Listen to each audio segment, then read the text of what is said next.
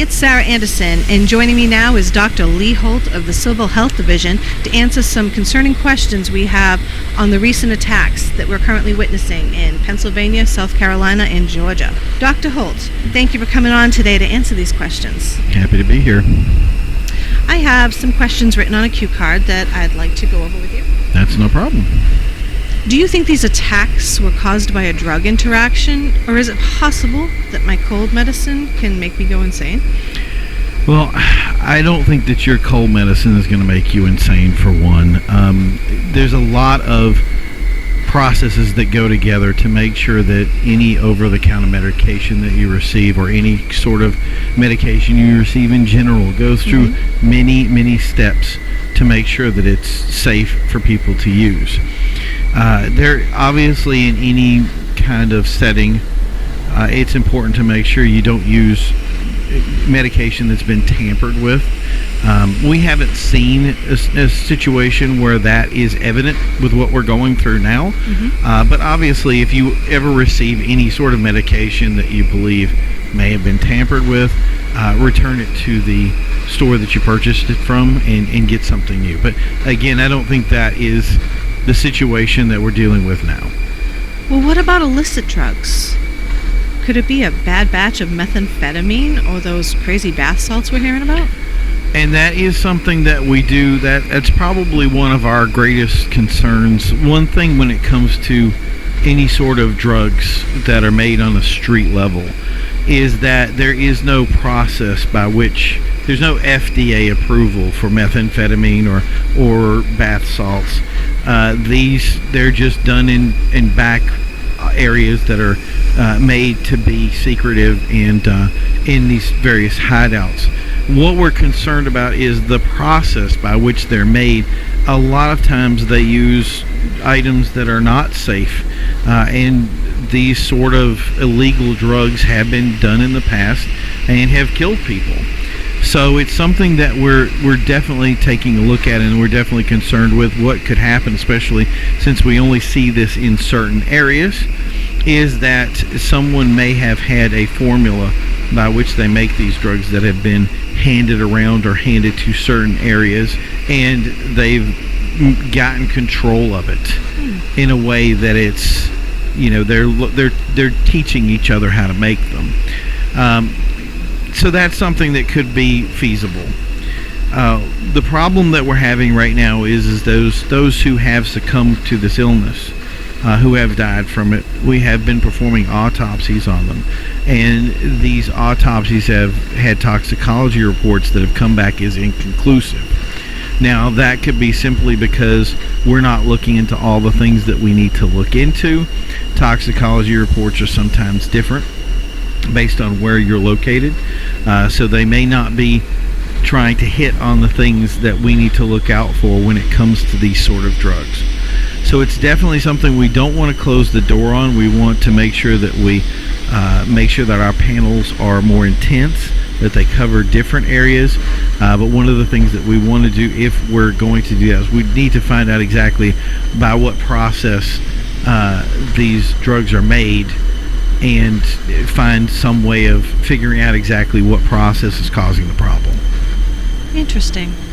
Well, what about our homeless right now? They seem to be most affected by this. Is there something that our homeless population should be concerned about, or is there steps that they can take to remain safe? And that's definitely true. Currently, a lot of the problems that we're seeing are the people that we're seeing infected look like they're homeless of nature. So one thing that I would say to homeless people, obviously we can't change their situation where they are, so it's something where we're going to have to, I guess, get ahead of it. One thing I would say to any homeless person is that you avoid things that are new or different in your settings. So if you have someone that comes by and a different person that's trying to sell you drugs, or somebody who has some sort of food, or anything that like I said is out of the ordinary, and this would transpire over in how you're feeling too. If you feel sick, if you feel unhealthy, or you have someone that is with you that is also not feeling well, or sick, make sure you take the precautions that you need to get you or them to some sort of help, and contact some sort of first responder to help you with that. Good. Dr. Holt, do you think this could be a terrorist attack? Currently, that's something that originally we are working with the Federal Bureau of Investigation and the CIA regarding this, and we've done a lot of research from that aspect. The biggest problem that we're running into is that when it comes to terrorist attack, terrorists tend to select large cities, areas that they can most impact, where they can have groups of people that they're affecting, and that's not something we've seen here. A lot of the attacks that are taking place are happening in rural areas. So what could happen is more that we could see people that it would be a waste for a terrorist to use these in the areas that we're seeing them in. So although we don't want to rule that out completely, they're going to continue their research. It's not something that my agency has taken any real interest in. Oh, okay. Well, do we expect this to be long-term? And that is an excellent question. One of the concerns we have with this is obviously time frame. The problem is we don't want to get ahead of ourselves with this. We want to make sure that we're going through all the necessary steps. And one of the first things is we need to find exactly what's causing the problem.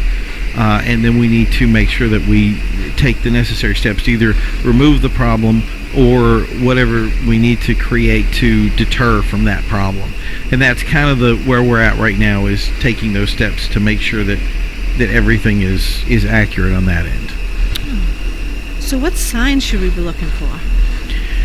And that's important. One of the things that we had addressed before was obviously the I want to say use the word hyperbole of the event. Mm-hmm. A lot of people are taking things out of context, and one thing we don't want to have happen is people overreacting to every situation. Mm-hmm. And anybody that has a cold or a sinus drip is going to be somebody who can potentially kill people. Mm-hmm. I don't think that's the case at all. One of the concerns that we have is obviously making sure that you're aware of things. So the first thing I would look at is lethargy. You want to, if anybody is having a tiredness, or if you don't feel up to speed, that's something that you want to keep in an eye on. The other thing is there's potential swelling in the throat. A lot of people that have been affected by this have been unable to speak.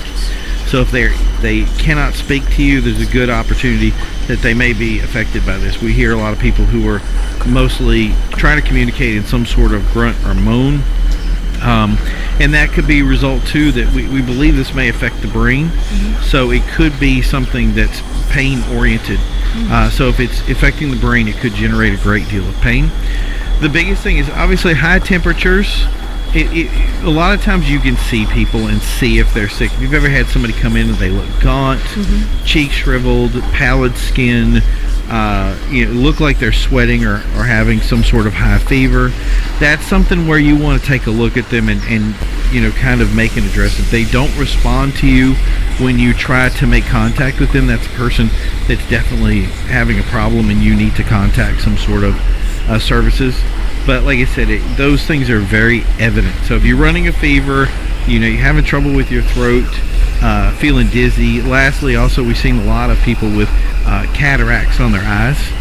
So blurry vision might actually be something that you may first come down with. So these are all signs. And again, if you have these signs or you see somebody that has them, remember that there's places out there that you can go, people that are ready to help you, and contact health services. Do not get in contact with them and try to do any fix or repairs. And even at first aid or CPR, do not take any actions towards helping someone. If it's yourself, make sure you get yourself to a hospital as soon as possible. If someone has any of these things that you describe, what should they do? That's again, we'd be going right to the hospital. Contact a first responder. Do not get in touch with them. Don't come in contact with them. Definitely, right now, one of the things that we had concerns with, especially with the homeless population, was that they were saying that they weren't insured or that they had no way of getting in touch with anybody. Just get to a hospital. right now hospitals have been made aware to help people. They've been made sure that they don't ask questions.